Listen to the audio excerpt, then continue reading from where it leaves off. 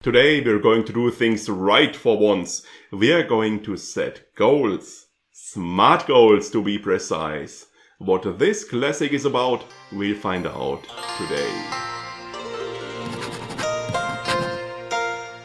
Welcome to the Soft Skill channel. My name is Sebastian Jung and today we're going to talk about the acronym SMART. You've probably heard about it, but where does it actually come from?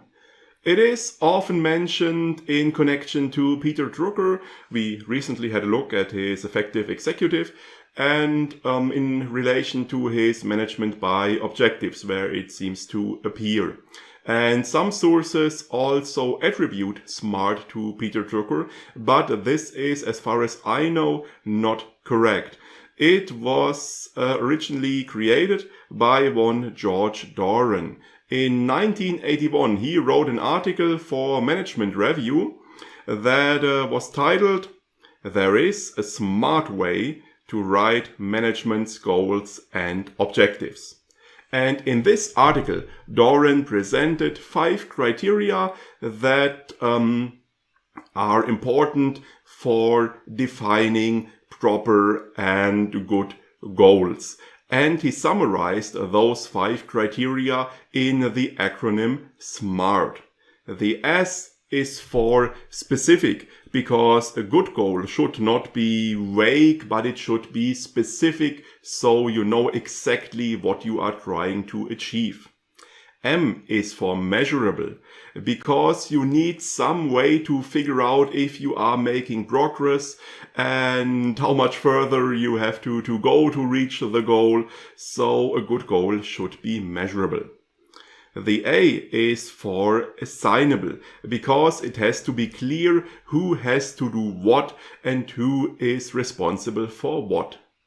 The R is for realistic, because a good goal needs to be realistic. You need to be actually able to achieve it. And T is for time related, because the aspect of time needs to be taken into account. For example, you need to set a deadline for when you want to reach your goal.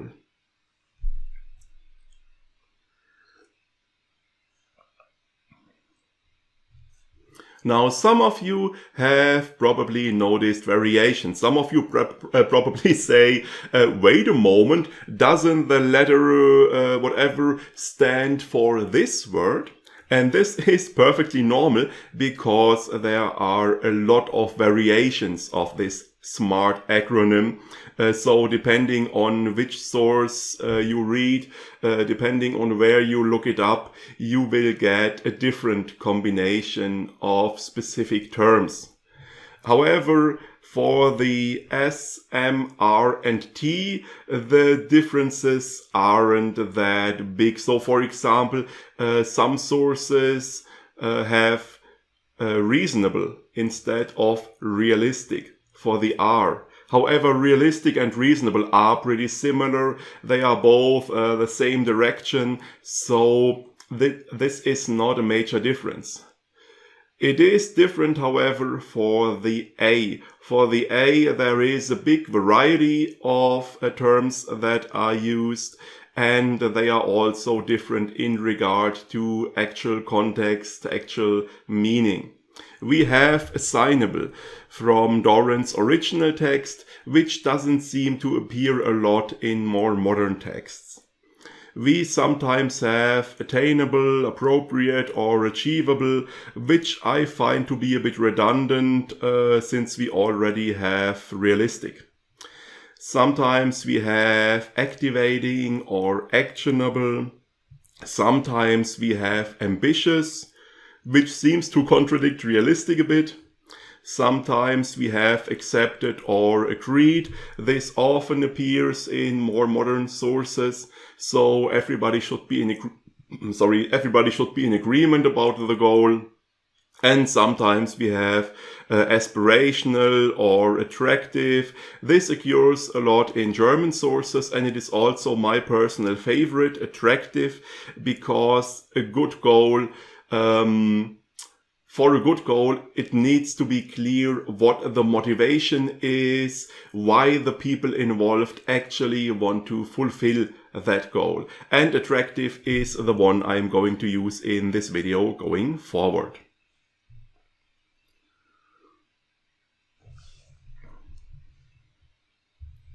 So the SMART acronym is a reminder, an mnemonic, to recall those 5 important criteria for a good goal. It's not something like a method. You won't find people saying, oh, I don't like SMART. I consciously define my goals unsmart. I always set vague and unachievable goals for myself. No, nobody would do that. The criteria SMART describes, they are pretty much generally agreed upon. So SMART is just a reminder to easily recall them. Let's have a look at how those 5 criteria can be applied to some examples. First, let's have a look at, I would like to lose a little weight. On the positive side, this goal is measurable, because if you have scales at home, you can weigh yourself daily and observe your weight and track your weight, so it is certainly measurable. But it is in no way specific. What is a little? Is this 2 pounds or 20 pounds? And there is also no time-related aspect involved. There is no deadline yet. We can't tell if the goal is realistic because that depends on the specific weight we want to lose and on the deadline. If we say, oh, I'd like to use 10 pounds within the next 3 months or 6 months, this is probably achievable. If you say, I want to be down 20 pounds by next Friday, this is probably not. Attractive is an interesting aspect here because I think it's worth the effort to ask yourself, does my motivation come from outside, from external sources? Is it probably society's expectations, the ruling beauty standards, beauty ideals, whatever, that put pressure upon me so I feel forced to lose weight? Or is there a motivation that really comes from within? For example, because you care for your health and want to be more healthy, or because you would like to do some sports and you would like to perform better in sports, something like that. So I think it's worth the effort to figure that out.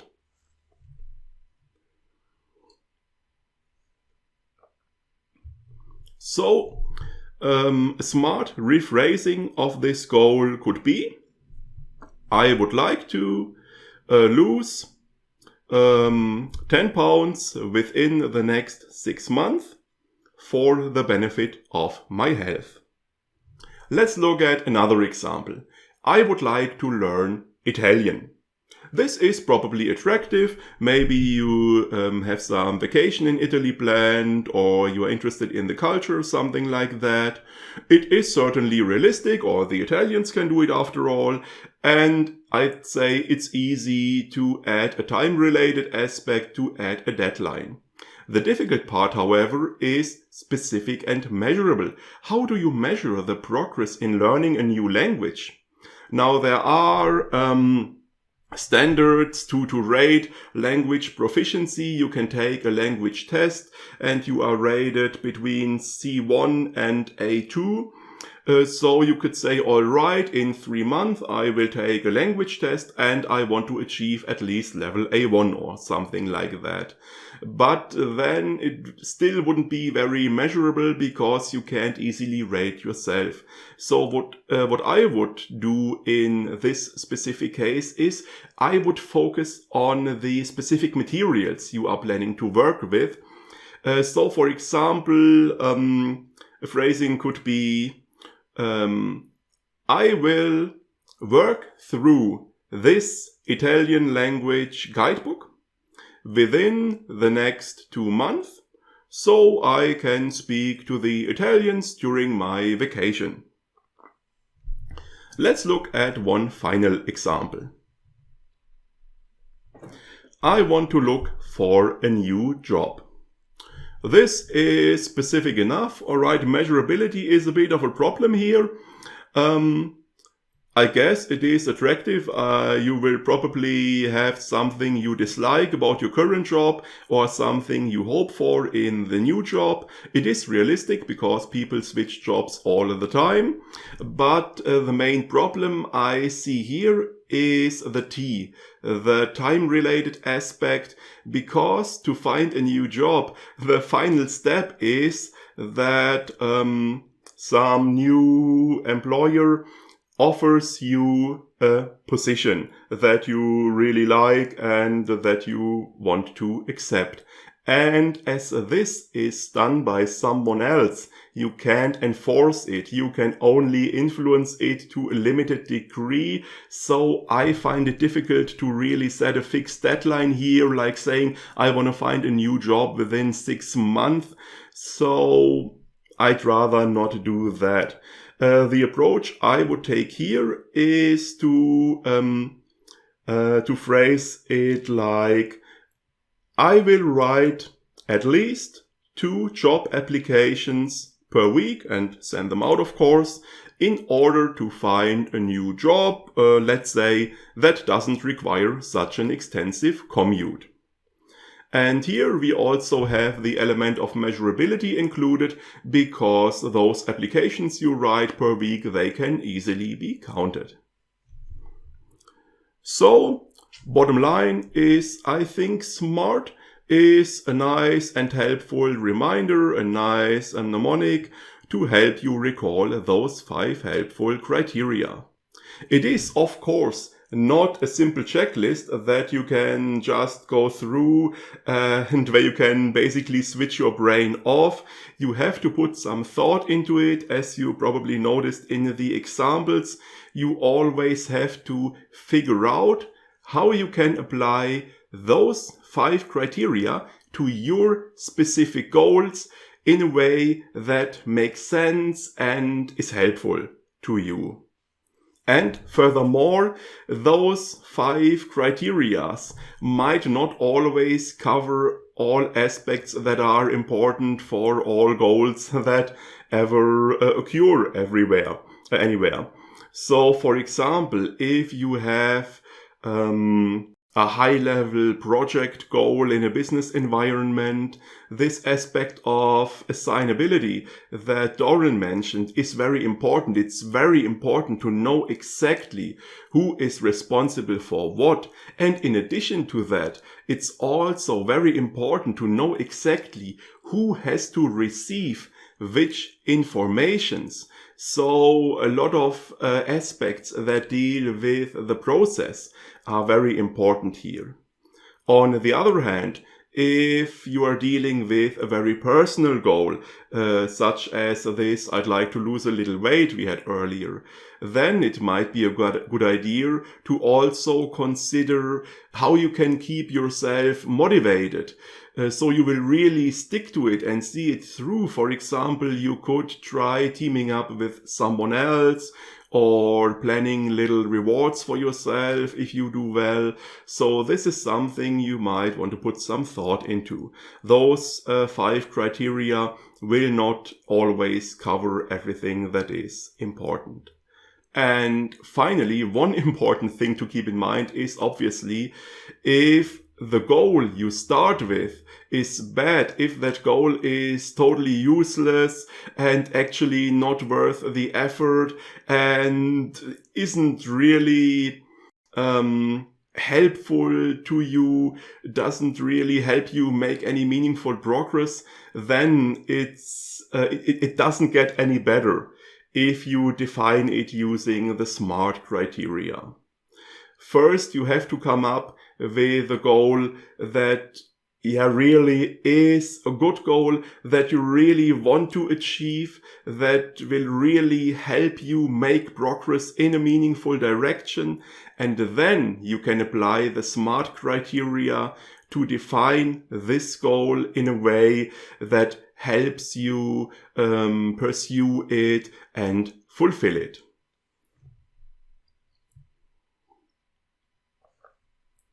I wish you a lot of fun and success in defining SMART goals.